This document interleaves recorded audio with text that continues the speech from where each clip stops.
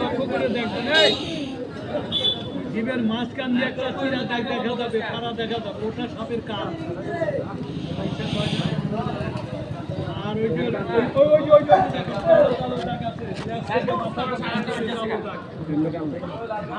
ঠ্যাংয়ের মতো হয় না, আঁশটেগুলি হইল সাপের ঠ্যাং।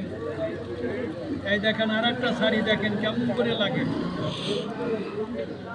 আচ্ছা, আপনাদের এই দেশে একটা জানোয়ার আছে কেউ চেনেন, মাঝে মাঝে সাপের সঙ্গে লড়াই করে? এটা কি বাবা? বেজি। আচ্ছা, বেজি আর সাপ যখন যুদ্ধ লাগে বলেন তো সাপে হারে না বেজি হারে? ভুল হইল।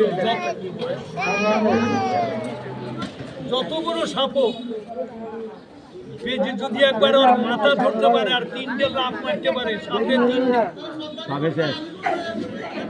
বেজি যদি সাপের মাথা ধরে আর সাপের উপর দিয়ে বেজিতে তিনটে জাম করতে পারে, সাপরে তিনটে ডুম করে দেবে। বিশ্বাস হয় না কথাটা? ঠিক তবে ঠিক। এই দেখেন আর একটা দেখাই, আমি আল্লাহর দোয়া দিয়ে বললাম, বিপদ চিঠি দিয়ে আসে না, আজকাল কথার দাম দেবে না।